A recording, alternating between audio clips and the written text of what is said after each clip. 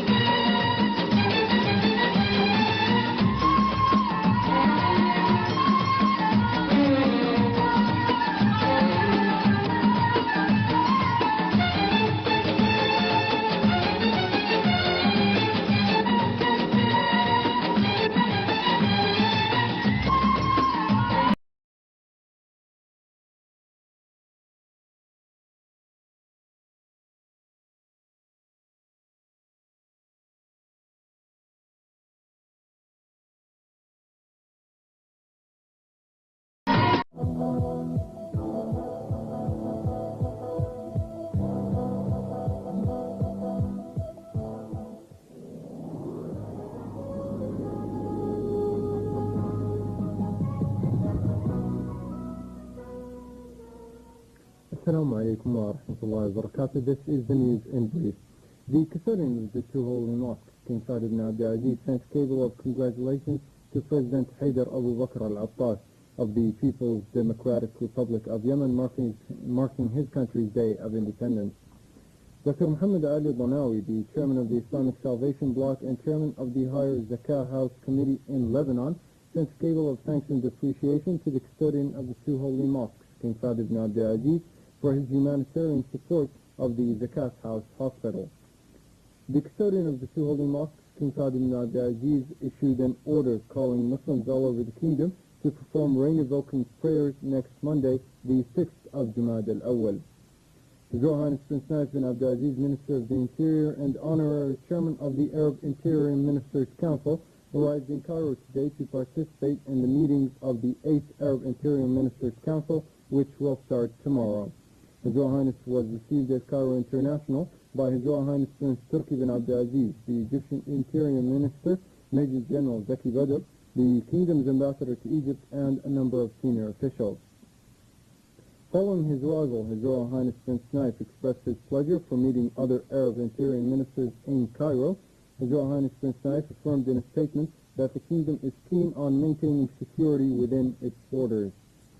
The Supreme Tripartite Arab Committee reiterated its full support to the new Lebanese government and expressed its confidence in the awareness of Lebanese leadership and its full understanding of the intricate situation in Lebanon.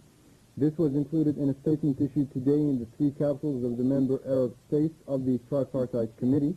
In the statement, the Tripartite Committee has called upon all Lebanese factions to observe self-control and farsightedness to avoid further confrontation. The Arab League Council reiterated its full support of the Palestinian cause and uprising in the occupied territories. In a statement issued today in Tunisia, the Council stated that the main objectives of the current stage aim at achieving the Israeli enemy's withdrawal from all of the occupied Palestinian and Arab lands since 1967, foremost of which Jerusalem, as well as the restoration of the firm legitimate rights of the Palestinian people, mainly the right of self-determination and the right to create an independent Palestinian state. Lebanese President Ilyas al-Harawi affirmed his keenness that not a single drop of blood would be spilled and considered the ongoing developments in East Beirut as an impediment for implementation of the Taif Accord and the factor of partition. In a press conference held today in the Beqa Valley, al-Harawi pledged to use all means to safeguard the unity and independence of Lebanon. He praised the new army chief and said he is one of the most efficient officers willing to continue the march of peace with the President of the Republic and the government of the National Reconciliation. Palestinian President Yasser Arafat received a message from Yugoslav President dealing with the current developments in the Palestinian cause and the current diplomatic efforts. The message was delivered by the Yugoslav ambassador to Tunisia during his meeting with Arafat at noon today. Arafat received another message from the European Common Market. It was delivered by the ambassadors of France, Spain, and Italy to Tunisia, as well as by the representative of the Common Market to Tunis. During the meeting, they reviewed the situation inside the occupied Palestinian lands. It was officially announced in Khartoum that the Sudanese armed forces recaptured Al-Kurmuk on the border with Ethiopia after a fierce battle with the southern rebels. This was included in a statement by the General Military Command published last night by the Sudan Agency. The statement affirmed that despite the important military victory, the Sudan is still committed to peaceful endeavors. And finally, South Korean President Roh Tae-woo arrived in Paris today on a 2-day visit to France in the last leg of his tour, which included West Germany, Hungary, Switzerland, and Britain. During his visit, the South Korean President will hold talks with French President François Mitterrand and Prime Minister Michel Rocard, dealing with sales of French weapons and bilateral relations, particularly in the commercial field. That's the news brief for this evening. Good night.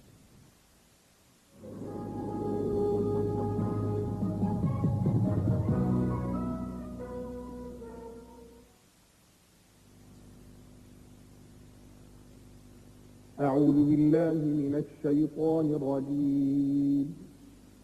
بسم الله الرحمن الرحيم.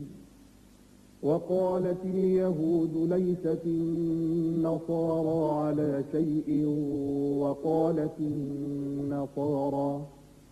وقالت النصارى ليست اليهود على شيء وهم يتلون الكتاب كذلك قال الذين لا يعلمون مثل قولهم فالله يحكم بينهم يوم القيامة فيما كانوا فيه يختلفون صدق الله العظيم.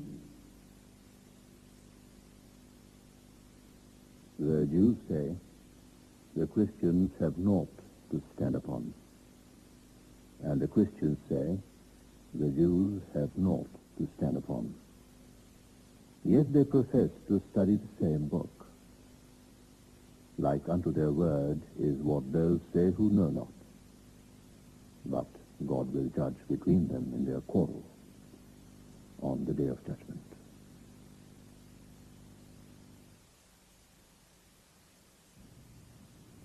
And so we come to the end of Channel 3's transmission for this Thursday. Until we start a transmission later tomorrow for Friday, have a good night.